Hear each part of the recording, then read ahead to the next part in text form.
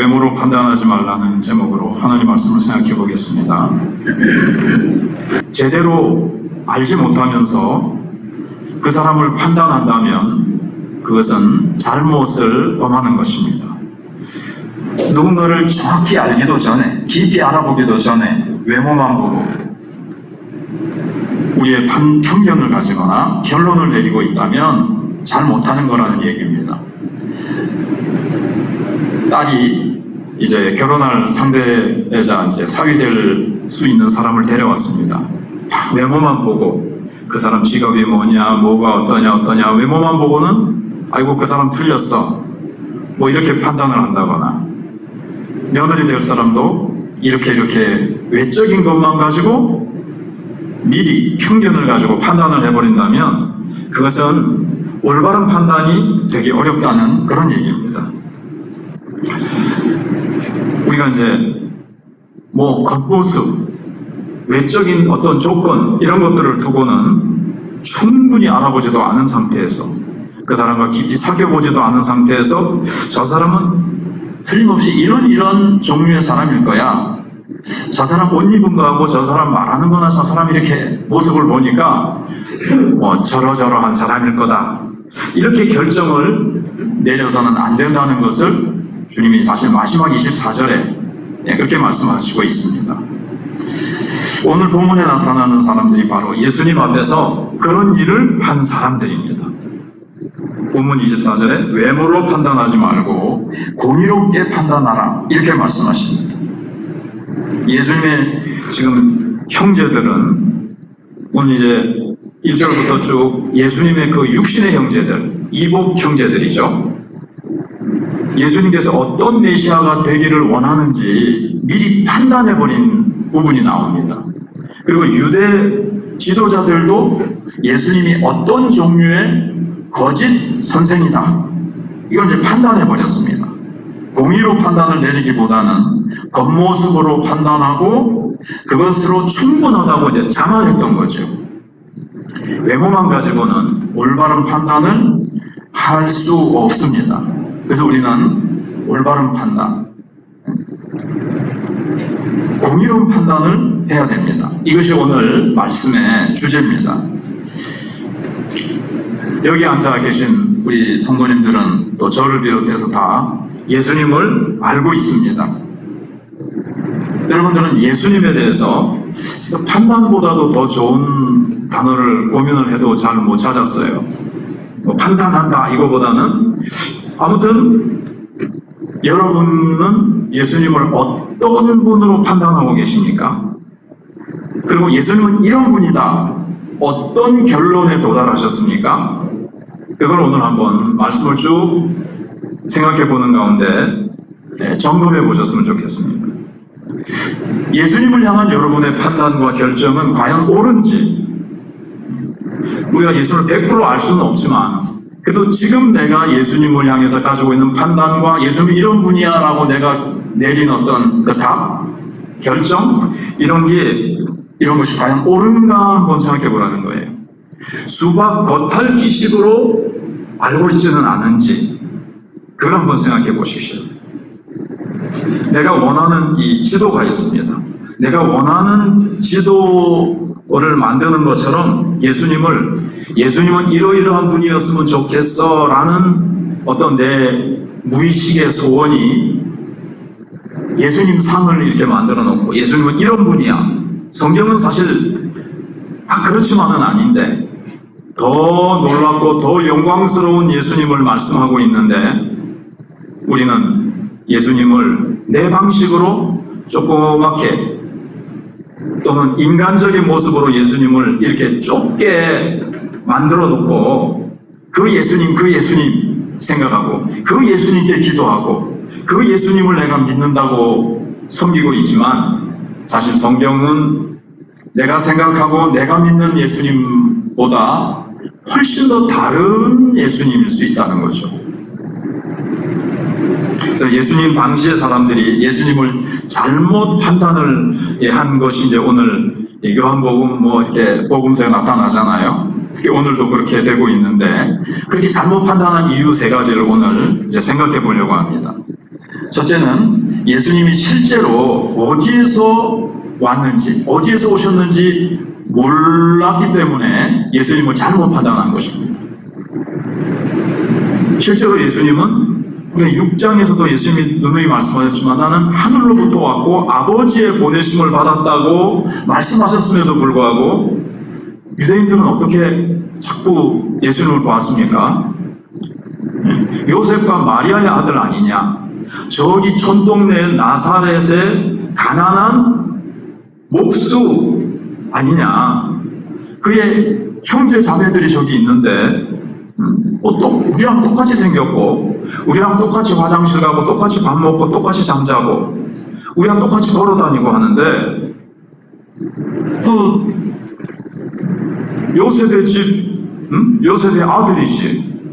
뭐 공부도 한 것도 없고 뭐 집안이 뭐 되게 뛰어난 집안도 아니고 딱 그거를 보고 예수님은 별거 아닌 인물로 그렇게 이제 판단을 하는 그것을 보면서 너희는 왜 외모로 판단을 하느냐? 공의로운 판단을 하라고 주님이 말씀하십니다.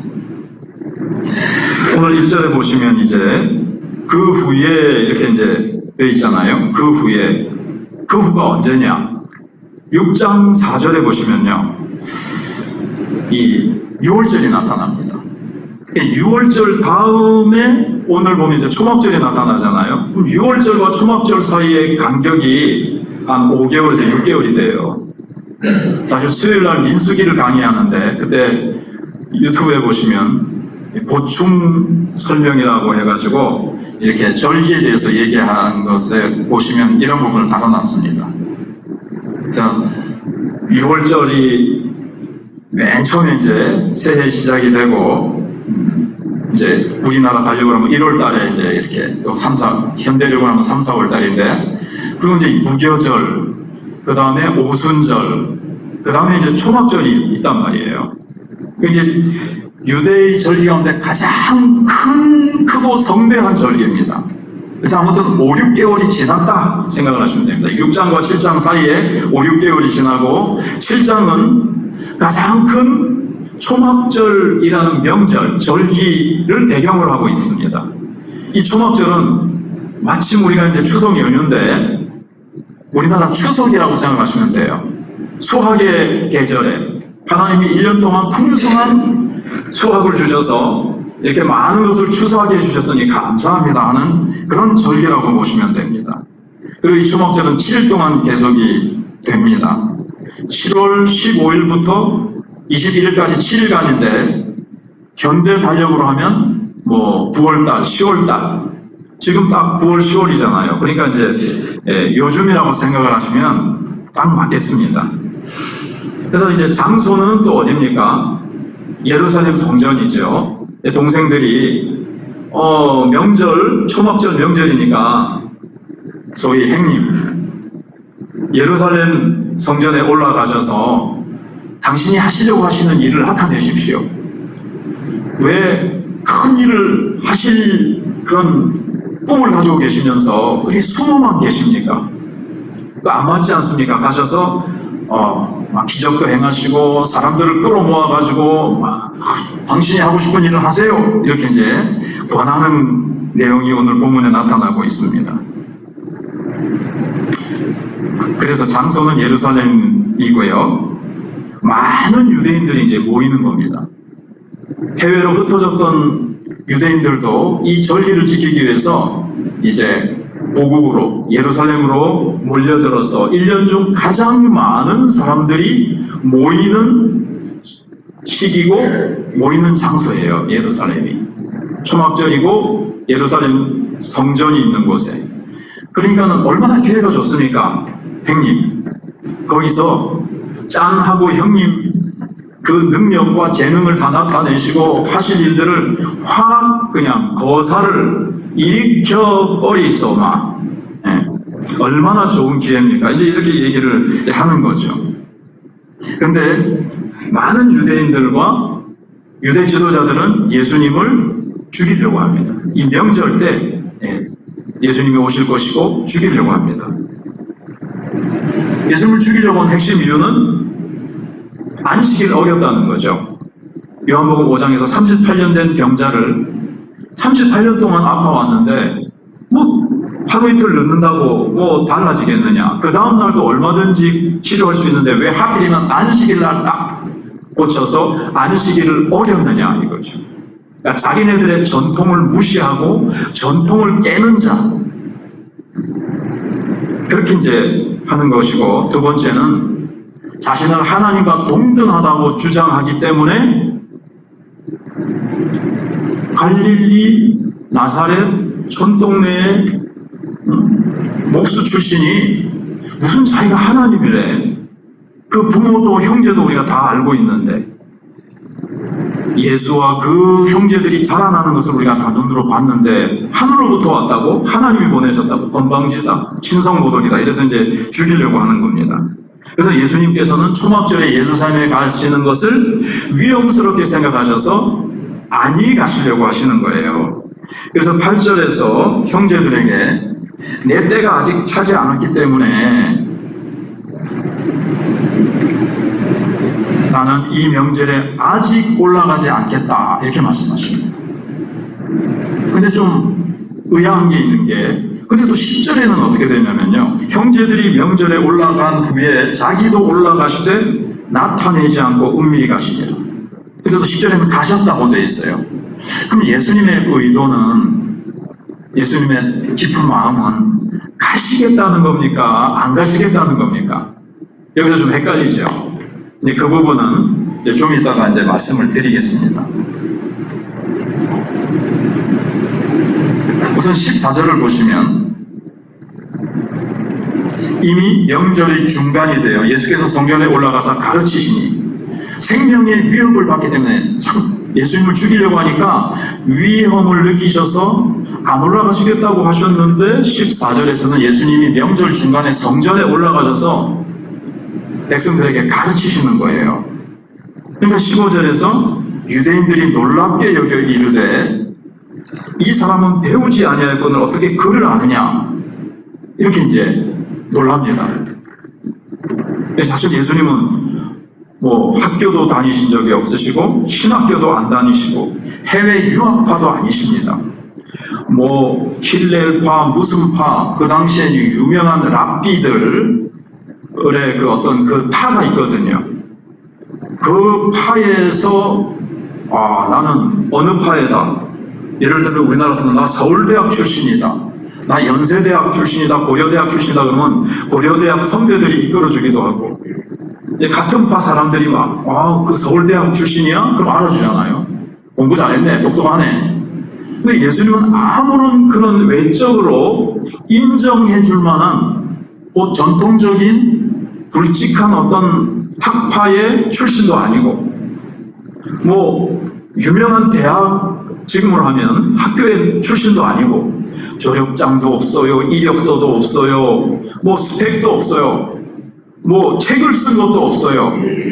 아무것도 예수님은 세상적으로 내놓을 만한 것이 외적으로 볼 때, 외모로 볼 때 그야말로 아무것도 없었습니다. 인정할 줄 만한 것이 뭐 한 개라도, 눈곱만큼이라도 있어야 뭔가 이게 될 텐데 예수님은 아무것도 없었던 겁니다. 그리고 우리가 이제 사람들은 보통 그렇게 하죠. 뭐 설교를 하거나 무슨 강의를 할 때에 우리 같으면 칼빈이 이렇게 말을 했다.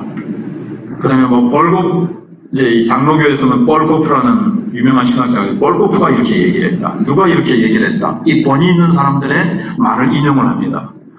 그러면서 이제 증거를 들이대고 논리적으로 이렇게 해나가면 그래 그렇게 훌륭한 사람이 얘기한 거니까 맞겠구나 이렇게 되는데, 예수님은 전혀 권위 있는 학식의 사람이나 랍비나 이런 사람들의 유명한 말을 인용을 전혀 하지 않습니다. 나도 예수님처럼 그래야지, 그건 또 좋은 건 아니에요. 우린 예수님이 아니거든요. 예수님은 왜 전혀 그렇게 하지 않으셨습니까? 예수님은 오직 성경을 너무나도 정확히, 사람으로서도 어려서부터 성경을 깊이 읽으시고 암송하시고 묵상하시는 가운데 성령의 도우심으로 그 깊은 뜻을 알고 계셨고, 심적으로도 예수님은 정확한 하나님의 마음을 알고 계셨어요. 그래서 그냥 말씀 자체를 가지고 하셨고, 예수님은 권위 있는 자의 인용을 하실 필요가 없는 이유는 예수님이 가장 높은 권위자이시기 때문에 그렇습니다.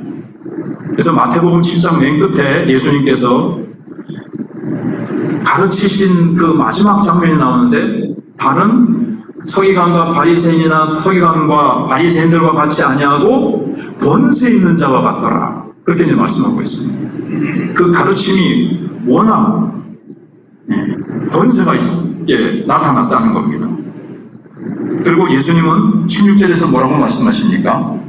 자신의 권위가 실제로 가장 높은 근원에서 나온다는 것을 말씀하십니다. 16절, 예수께서 대답하여 이르시되 내 교훈은 내 것이 아니요 나를 보내신 이의 것이니라. 하나님이 주신 말씀을 내가 하고 있다는 거예요. 즉 하나님 아버지의 말씀을 하고 계시다는 겁니다. 그래서 17절에 유명한 말씀을 하시죠. 사람이 하나님의 뜻을 행하려 하면 이 교훈이, 내가 너에게 주는 교훈을 너희가 한번 행하려고 시도를 해봐라. 그러면 하나님께로부터 왔는지 내가 스스로 말함인지 알리라. 예수님이 하신 그 말씀이 못 믿었고 저 자기가 지어내서 하는 거 아니야? 가짜 진짜 선지자 맞아? 선지자로서도 진짜 선지자인지, 자신이 정말 참된 말씀을 한다고 하는데 진짜인지, 참인지 아닌지, 하나님께로부터 온 말씀인지 아닌지 알고 싶으면 한번 행해보라는 거예요. 행해보라는 거예요. 우리 같으면 이렇죠. 정말 저는 예수 믿으라고 할 때 막 못 믿는 사람들에게 한번 믿어봐라. 우리가 이제 답답하잖아요. 왜냐면 우리가 믿어보니까 정말 하나님의 도우심을 우리는, 하나님은 보이지 않지만 하나님의 도우시는 손길이 당장 육신의 눈으로 확인할 수 있게 보이는 건 아니지만, 정말 우리는 삶 속에 환경의 변화든지 마음의 변화든지 하나님이 살아계심을 우리는 정말 맛보아 알고 우리는 누리잖아요. 처음에는 예수님들 잘 몰라도 성령이 들어와 계심을 잘 모르고 우리는 그냥 믿죠. 믿고 살아가다 보면 성령님이 내 마음을 감동하시고 위로하시고 내 마음에 충만한 하나님의 사랑과 기쁨과 평강, 세상 어디에서도 맛보지 못했던 사랑과 은혜와 평강을 막 우리는 점점 맛보고, 성령님과 동행하시면서 성령님이 더 깊이 나의 속에 천국의 맛을 더 이렇게 누리게 하시잖아요. 맛보게 하시잖아요. 느끼게 하시잖아요. 그러면서 우리는 이야, 하나님 살아계시구나. 기도하니까 정말 기도한 대로 하나님이 응답하신 적이 얼마나 많습니까? 그래서 하나님 내 기도에 귀 기울이시고 응답하시는구나, 그렇게 알듯이 너희들이 한번 행해보라는 거예요. 그럼 이 교훈이 가짜인지 내가 말한 건지 정말 하나님께로부터 온 건지 알 수 있지 않느냐. 그래서 예수님이 말씀하신 것은 과연 하나님 아버지께로부터 온 진실이구나 하는 것을 알게 된다는 거예요. 그래서 18절에 또 스스로 말하는 자는, 나는 스스로 말하는 게 아니라는 거죠. 얼마나 거짓 선지자와 지금도 가짜 예수가 많습니까? 아마 통틀어서 주로 우리나라 그 이단 대책위원회 이런 데서 전문가들이 말하기는 우리나라에도 가짜 예수가 한 100명이나 된다 그러잖아요. 근데 자기 스스로 말하는 자는 자기 영광만 구하되, 자기 영광을 구한다는 거예요. 보내신 이의 영광을 구하는 자는 누굽니까? 예수님. 나는 지금 나의 영광을 내가 구하고 있느냐? 너희들 한번 봐라 나를. 나는 나의 영광을 구하지 않는다. 보내신 이의 영광을 구하는 자는 참되니 그 속에 불의가 없느니라. 내가 하는 말은 내 영광을 위하여서 하는 말도 아니요, 또 하나님 아버지께서 너희들에게 전하라고 하는 말만 내가 하고 있기 때문에 내 말은 참되니라. 그래서 참된 것을 알 수 있는 기준 중에 하나가 내 영광을 나타내려고, 내를 과시하려고 하는 것이 나에게는 전혀 없지 않느냐. 아버지께서 주신 말씀만 나는 한다. 신학교에 가서도요, 배우는 거 그거예요. 성경 본문만을 잘 해석해서 그 말씀 안을 잘 전달하는 훈련을 해요. 그래서 성경 읽어놓고 딴 얘기하면요, 신학 교수님들이 이 강나루 신학교 가라 그러거든요.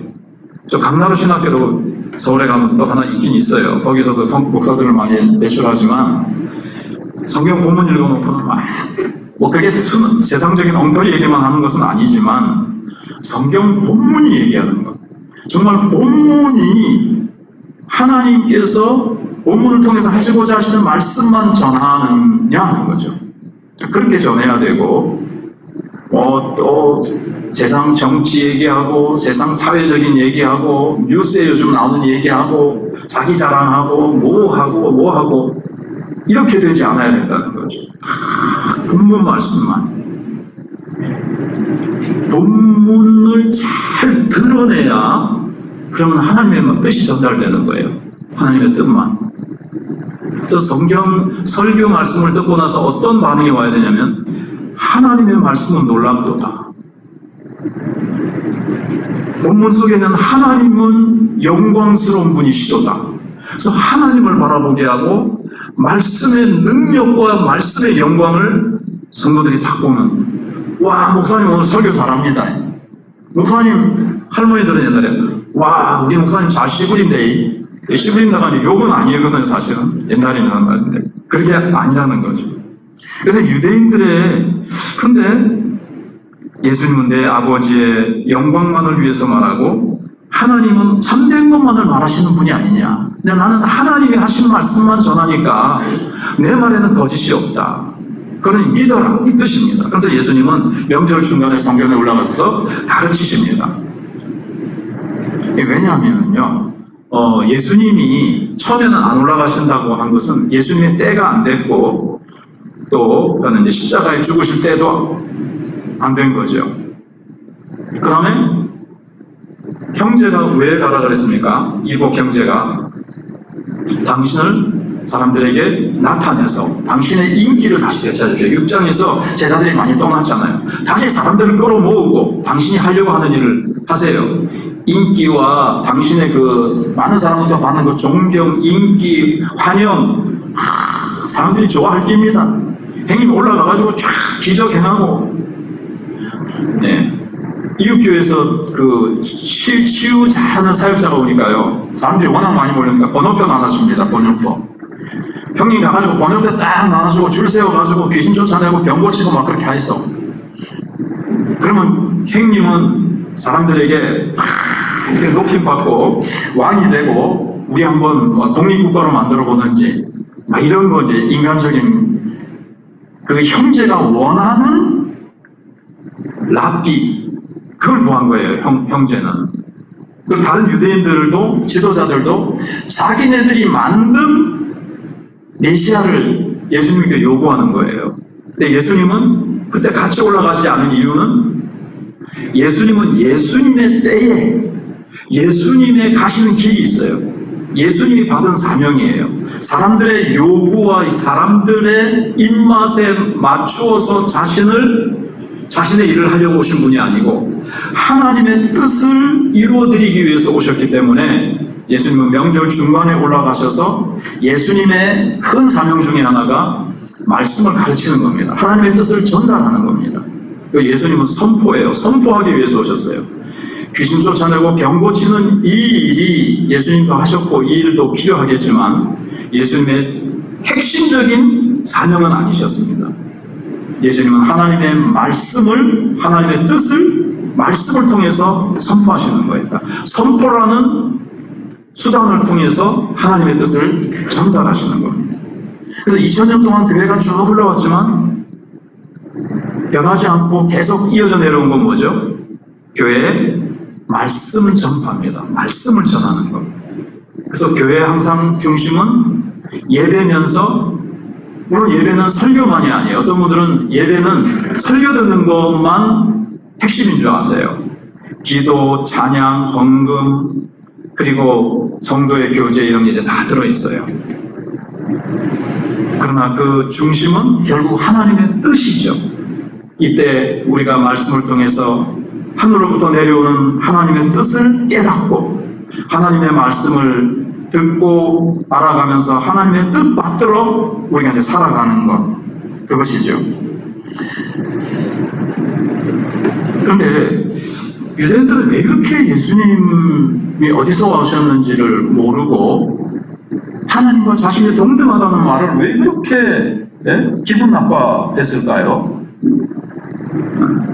좀 우리가 조금 이해하는 입장에서 한번 생각을 해보면요. 우리가 이제 추석입니다. 이제 부모님들이 계시고 자녀들이 있습니다. 아이들이 이제 좀 아직 어리다고 생각을 해보세요. 이제 아버지가 이제 곧 차에 시동을 걸고 이제 친척집에 갈 겁니다. 이제 큰 집에 갈 겁니다. 그런데 이제 아이들은 각자 방에 있습니다. 그런데 아버지가 이제 그 형제들 중 한 명에게 한 자녀들이 한 서너 명 있다고 생각을 하고 한 아이에게 야, 나 준비해가지고 차에 타라 그래. 큰 집에 곧 5분 후에 갈 거다. 그러면 이제 각자 이제 그 아이가 아버지의 이 메시지를 들은 아이가 각 다른 뭐 언니야 형님이든 동생들한테 가서 야, 잘 들어. 내 아버지 말 전하는 거야. 5분 후에 큰 집으로 출발한다니까 다 차에 자기 짐 뿌려가지고 타래. 딱 그러겠어요. 그러니까 예수님이 아버지의 말씀을 이렇게 전한 거죠. 근데 그 뒤에다가 그 동생이 말이죠. 그 한 형제가 나와 아버지는 하나다. 나는 아버지와 동등하다. 그 말을 하면은 사람끼리는 어떻게 하겠어요? 우리 다른 형제들이 야 임마 네가 무슨 아버지하고 동등해. 맞을래? 그러면서 막 형들은 뿔밤 때리고 막 때리려고 막 쫓아오고 도망가고 네 거짓말하는 거 아닌가 지금? 그 뒤에 그냥 아버지가 5분 뒤에 출발하니까 탈에 여기까지만 했으면 되는데 나는 아버지하고 동등한 권위를 가지고 있어. 이 말을 해버리면 이제 막 다른 형제들이 막 난리가 나겠죠. 유대인들은 어떤 그런 비슷한 입장이에요. 물론 제가 든 예화하고는 전혀 차원이 다르지만 유대인들은 그런 식으로 지가 사람이면서 우리가 똑같이 생겼으면서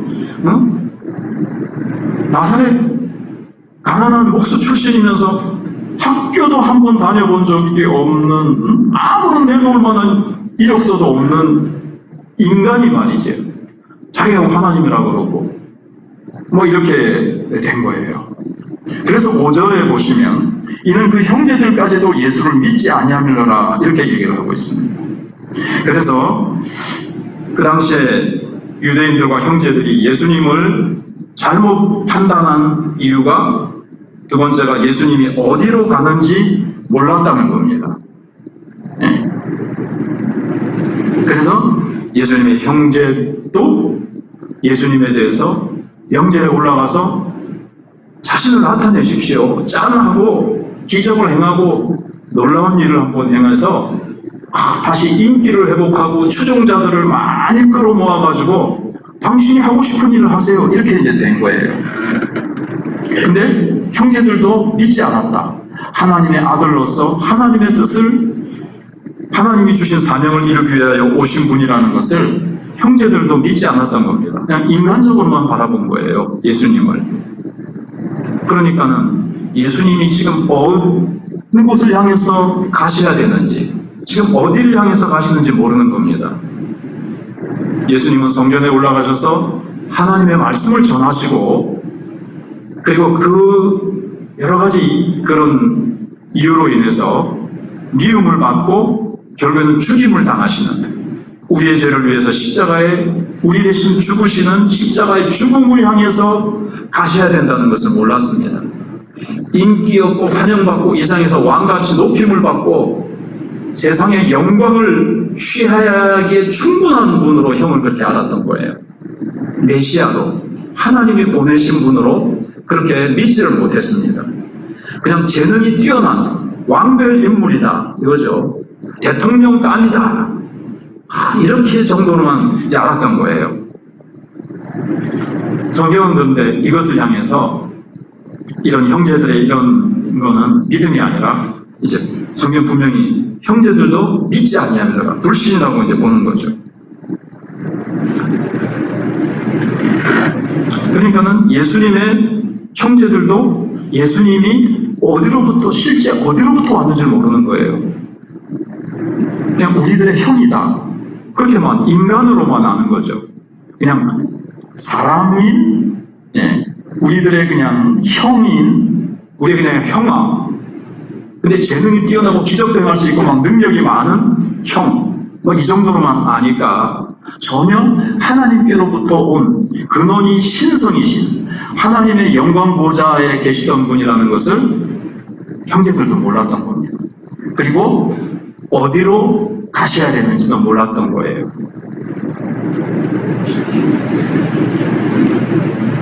그래서 이제 아까 8절과 10절의 그 불일치를 이해를 하셨습니까?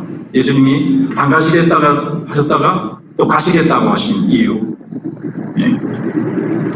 인간의 비위와 인간의 시간과 계획표에 따라서 예수님은 움직이시는 분이 아니라 하나님의 때와 하나님의 뜻을 따라 움직이시는 분이기 때문에 그 일을 위해 오셨기 때문에 8절에 형제들이 제시한 계획표에 따라서 나는 움직이지 않는다는 걸 보여주시기 위해서 함께 올라가시지 않으셨고요. 10절에서는 하나님의 때에 하나님의 뜻을 이루시기 위해서 명절 중간에 올라가셔서 성전에서 가르치셨습니다. 그럼 죽음의 위협은 어떻게 됩니까? 때가 아직 안 된 이상은 아무도 예수님을 죽일 수가 없어요. 그건 하나님의 때가 됐을 때 하나님의 섭리 아래서 예수님이 죽임을 당하시는 거죠. 그러니까는 형님 올라가셔서 자신을 나타내세요. 근데 8절에서 예수님은 나는 과시하려고 온 게 아니고 나는 과시형으로 올라가지 않는다. 나는 하나님의 뜻을 이루어드리기 위해서 그 길이 죽음의 길이라 할지라도 올라간다. 그리고 사실은 잠시 후에 예수님은 이제 죽으십니다. 얼마 있지 않아서. 그래서 제가 지난 주일날 말씀드린 대로 요한복음은 21장입니다만 벌써 7장부터 예수님의 죽음의 그림자가 여기서 이제 이렇게 나타나기 시작하죠. 왜냐하면 예수님의 생애